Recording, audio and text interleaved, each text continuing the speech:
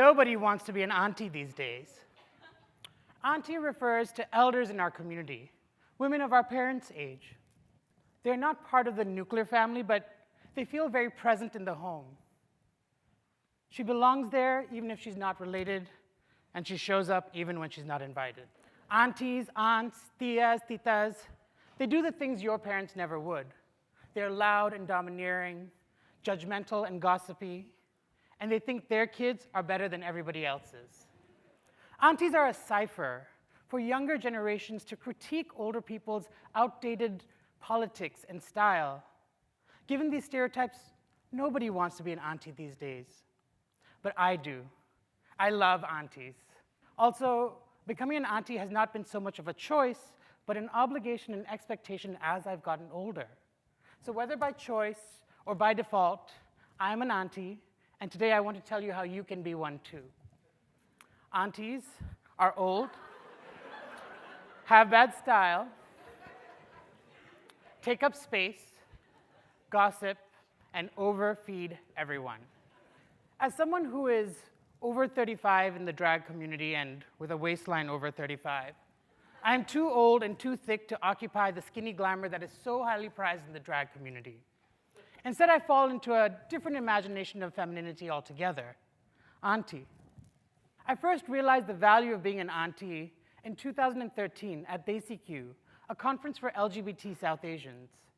The younger queer and trans people there kept saying, "Oh my God, I can't believe there's so many uncles and aunties here." They had assumed that people of their parents' generation were straight and cisgender. But as they attended panels that were led by middle-aged people, they learned of long-standing global networks of LGBT South Asians who had been collaborating for decades. To celebrate this intergenerational community, they adopted the term auntie to refer to their new mentors. What I hadn't realized at the time was I was also becoming an auntie. In the last decade, there's been a global explosion in South Asian drag, one that has been documented by amazing Tufts professor Kareem Khubchandani. But when I started doing drag in 2009, there weren't that many queens on the scene.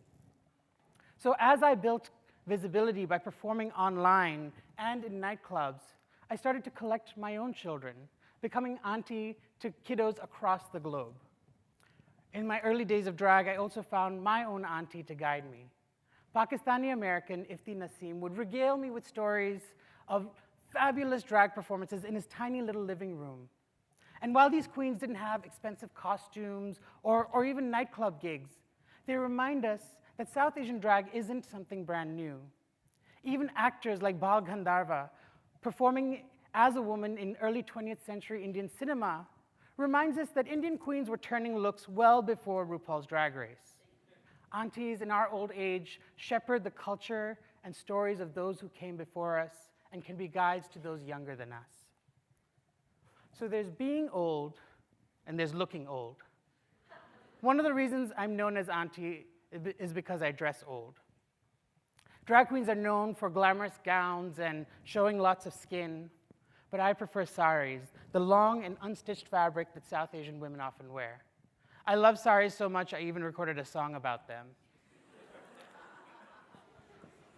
Saris are anti-fashion, but they're not the sexy style of the nightclub. Feminist scholar Anya Lumba describes how when she wears saris in the US, they're described by others as long and saggy. They're seen as costumes and not proper work or even social attire. What we wear and how we wear it has everything to do with our cultural citizenship, how people see us and address us as equals or not. In politically charged moments like after 9/11, ethnic garments like hijabs and turbans and saris have attracted violence. They've made people vulnerable to racial profiling. They've even been grabbed off people's bodies by strangers. And for this reason, I think it's important to reclaim and celebrate these kinds of garments in projects like the Instagram account, Sari Not Sorry. Artist Meera Sethi turns anti-fashion on its head, making bad style good in her project, Upping the Auntie. In her photographs and paintings of South Asian women wearing saris and other non-Western wear in unexpected ways, with sneakers or leather jackets or in contrasting colors and prints, we suddenly see anti-fashion not through the lens of makeshift migrant life, but the cool aesthetic of street-style photography that we're used to on Instagram and Tumblr. Upping the auntie literally lifts up auntie fashion, that unglamorous and out-of-place style, and helps us appreciate the innovation and invention that aunties undertake. At an Indian dance recital in Chicago one year, I got to the venue early, knowing that it would be packed. I found the perfect seats, but before my friends could fill them, an Indian auntie had placed her scarf, jacket, and handbag over them. I need these 17 seats, but you can have those too. It was a boss move. Aunties take up space, gathering in gaggles to gossip, moving through the grocery aisle a little too slowly, forcing her opinions on you. Aunties make their presence felt. And while this can be annoying, it can also be especially powerful. At the 2017 presidential inauguration, one woman's protest was especially breathtaking. Dressed in a bright purple raincoat, Anita Yavitch gave the president 2 middle fingers. Yavitch is an award-winning costume designer. Her purple fashion was meant to be bold and meant to be seen. She instantly became a media sensation and was soon known as Resistance Auntie.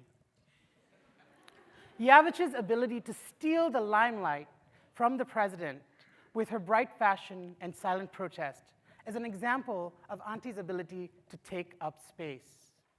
Of course, aunties also take up time. Think, for example, of California Representative Maxine, famous for reclaiming my time, but also for her important advocacy and activism for Black folks in Los Angeles during the 1991 protests. Her no-nonsense reputation earned her the name Auntie Maxine, which has, of course, inspired many drag interpretations. Aunties are always showing up in the wrong time, at the wrong place, but this can be put to excellent use to call out privilege and make space for more people at the table. I was a quiet kid, and for this reason, I was allowed to sit in the corner doing my homework while my mom and my aunties gossiped.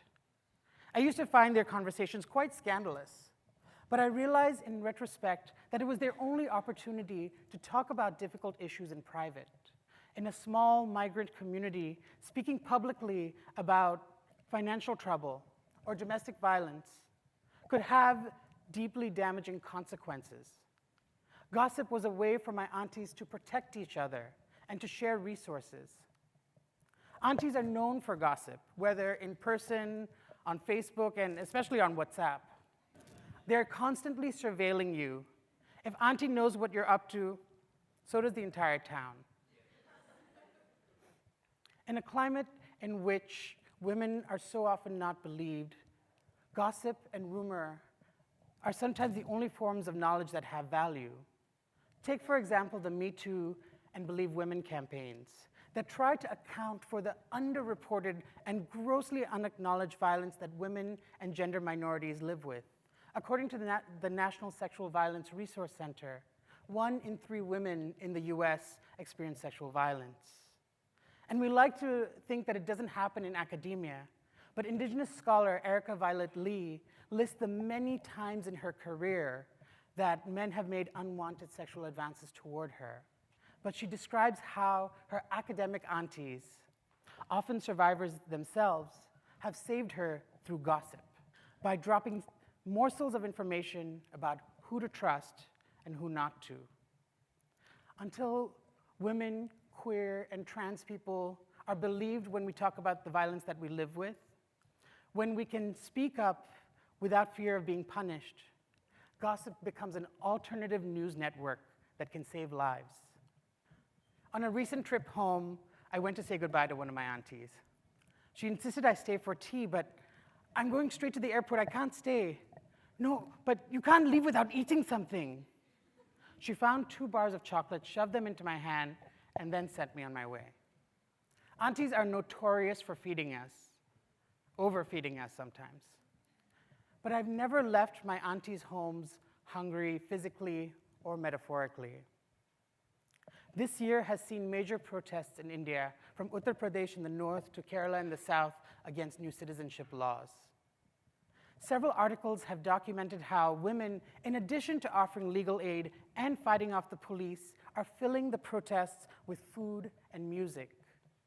What is especially unique is the presence of homemakers, who are unlikely figures at these kinds of protests. These aunties care work, offering tea and food and music and poetry and medical aid, has kept the protests fueled and the protesters full.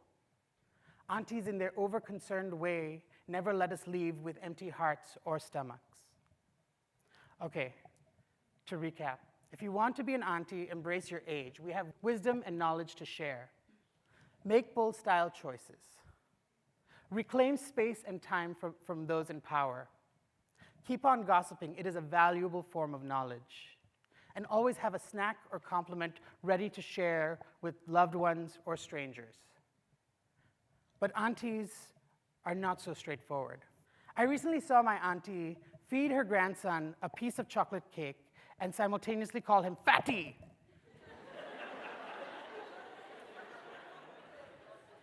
Aunties feed us and fat shame us at the same time. We bludgeon you with advice, we pry to know who you're dating, and we do so with the best of intentions.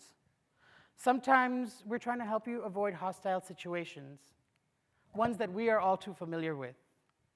But for these reasons, young people are ready to cancel our aunties. But we all grow up, and we become aunties and uncles and elders, whether we like it or not. You too will one day be an auntie. So rather than delay or regret this inevitability, embrace it with all its contradictions. The things that make aunties so difficult can also make the world safer and more vibrant. So as we aunties learn to use our powers for good, we hope you'll allow us a little grace to make mistakes. Thank you.